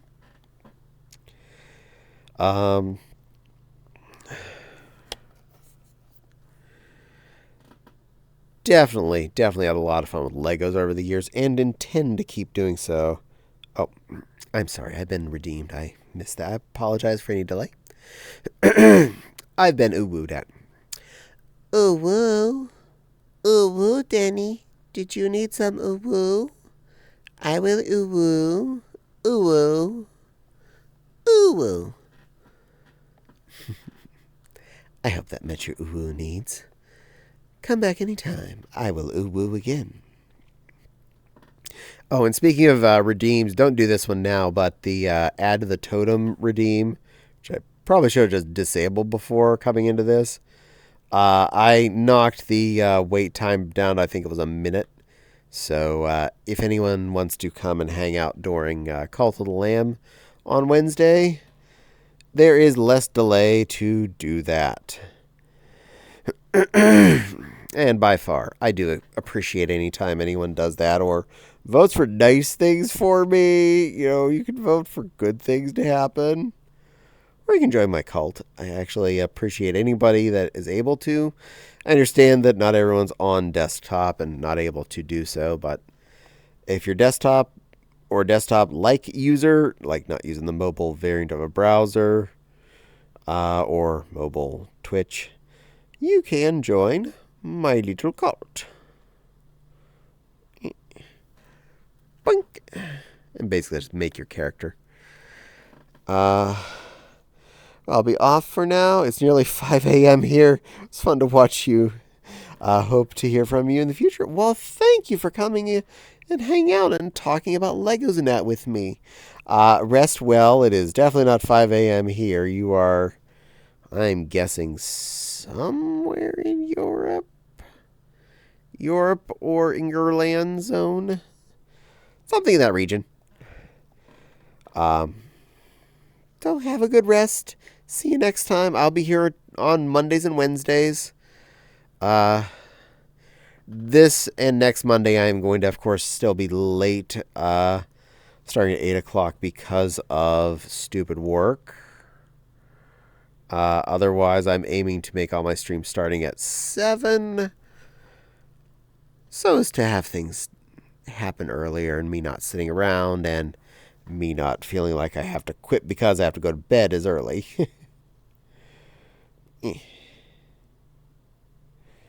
Picking up things. I don't know why this is entertaining, but flicking these chess pieces is actually having been a lot of fun throughout the stream, so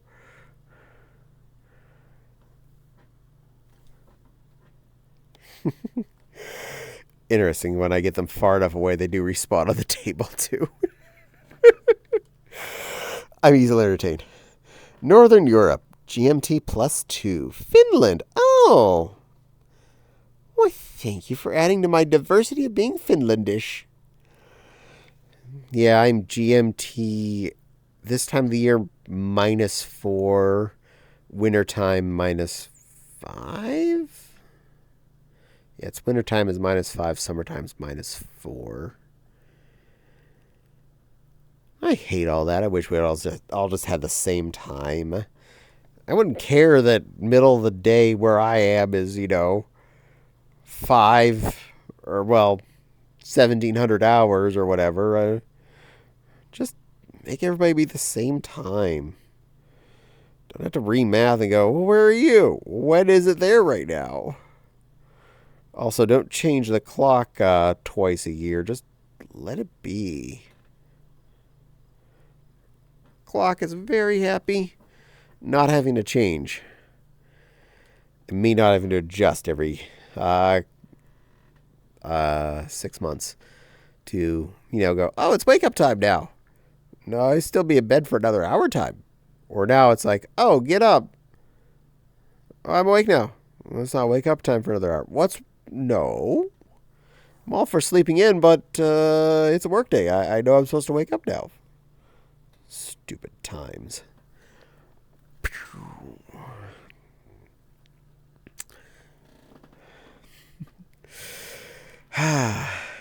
Yeah. I definitely intend to keep collecting Legos here throughout the years to come, assuming they keep making stuff that's neat. I will not be getting the new copy of the Disney Castle because, yeah, they changed the colors on it. And it comes with a different set of minifigures, but it's basically the same construct, just in a different shade. And my city already has one. And I kind of like the first color scheme rather than the new one they are doing to it. It felt more fun. So I'm glad I got the one I did. Also, the particular set of characters that came with it, straight up perfect. Mickey, Minnie, Donald, Daisy. Was it? I don't think a Goofy came with that. I know there's a Tinkerbell. It might have been a Goofy. It could have been Goofy.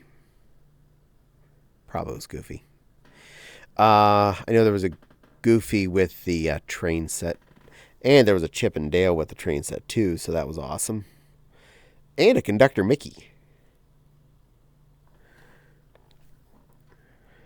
I have gotten a few of the +4 Lego sets. That's not quite Duplo, but not quite the 6 to 12 range Lego sets that were Disney stuff. So I got more people. I got them for the bands, not for the sets themselves as much. So yeah, I got a few more Mickeys and Minnies here and there, and Goofies and Donalds and Daisies.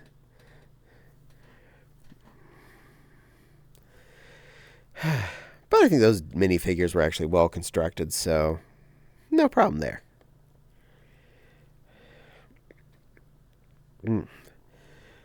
I'd certainly been liking a lot of the Star Wars Legos. I started with some of the first Star Wars Legos that came out.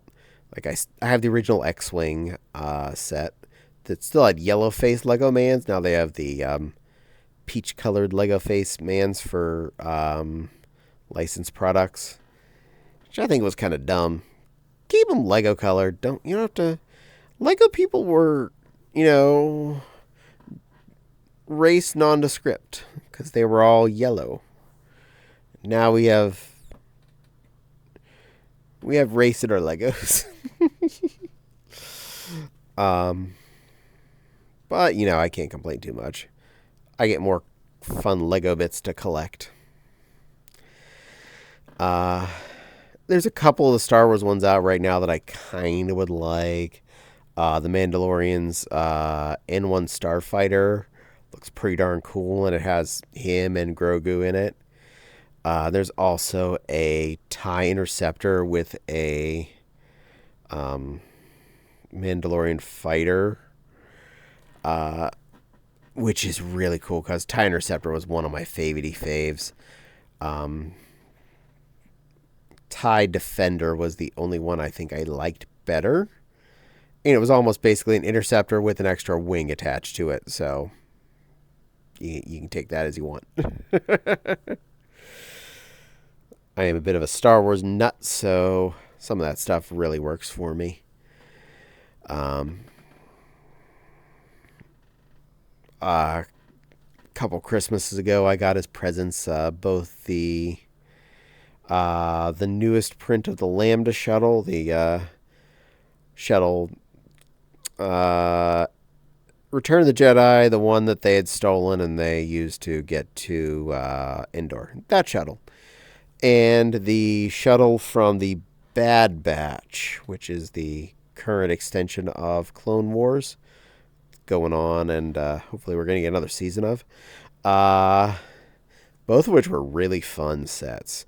Really cool shuttlecraft, unique in each in their own ways, and representative of the product they were trying to be.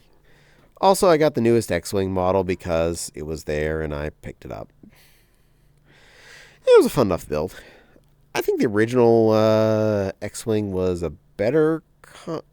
It was more fun to build, but this was a little bit more representative of the original model X-Wing, the one from the original trilogy as opposed to the one from the sequel trilogy. I honestly don't know why throwing these chess pieces is so fun. It's entertaining me.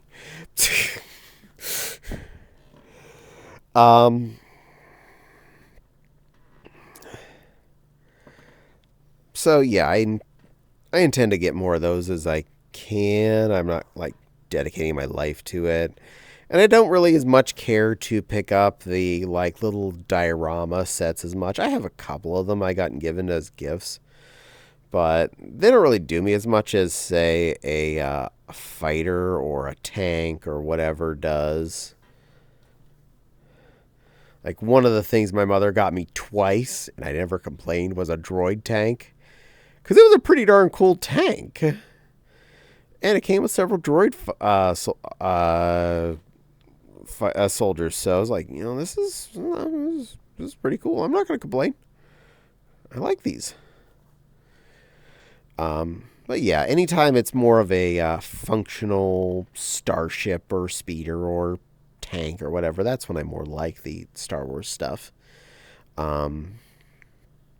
Yes, I would love the really big Millennium Falcon, but one, no place to sit that, and two, expensive as all get out. Same with the, I think it was a Star Destroyer they made that was big. Even then, it's not going to be to scale to Lego guys at all. But at least the big Millennium Falcon was scaled to the minifigures more than the normal $100-ish model was. Even then, I didn't want to get that because I felt it doesn't fully represent to me, and it didn't speak to me, so I let that sit on the shelf. But plenty of Legos to get, and plenty of time left. Not like I'm going to stop collecting anytime soon, and hopefully they're not going to stop making them anytime soon.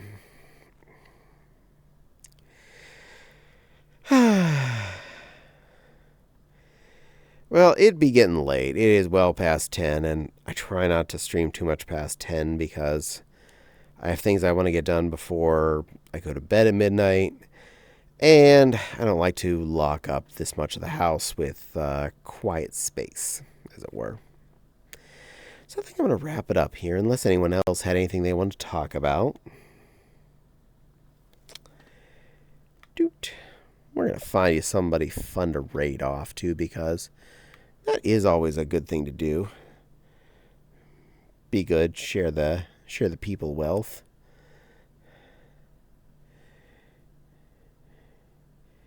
In fact, I know who I'm going to get you to. I know somebody that could really use some fun. Assuming they're not about done. They've been on for a good bit.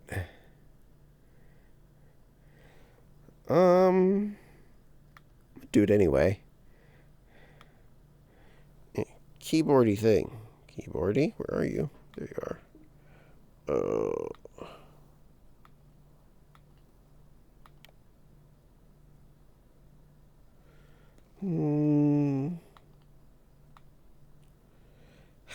There we are.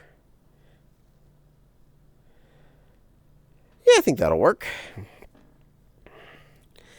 All right. Well, I definitely want to thank you all again for spending some time with me. I appreciate your enjoying this Benoy for a while and listening to me babble endlessly. And for joining in on the chat for any amount that anyone was able to do. Everything that you do add to the chat does help because, well, it gets me to talk about something. And when a stream is about talking, the more I got something to talk about, the more you got to hear about. But I'm going to send you off to someone who's a really nice fluff. Don't forget I stream every Monday and Wednesday, normally 7 p.m. This week and next week, Monday is going to be at 8. So one more week of Monday at 8 unless they add more overtime to us. Elsewise, I aim for 7 on both days. Mondays is chat day like this. Wednesdays is game, which I'm currently playing. Cult of the Lamb, always gaming in fursuit, so look forward to that. Discord is in the description box in the About Me section below. I was posting in the chat there a little bit ago if you needed that. That's new. Fopsu made that for us, and I appreciate that it's there. We share a Discord. But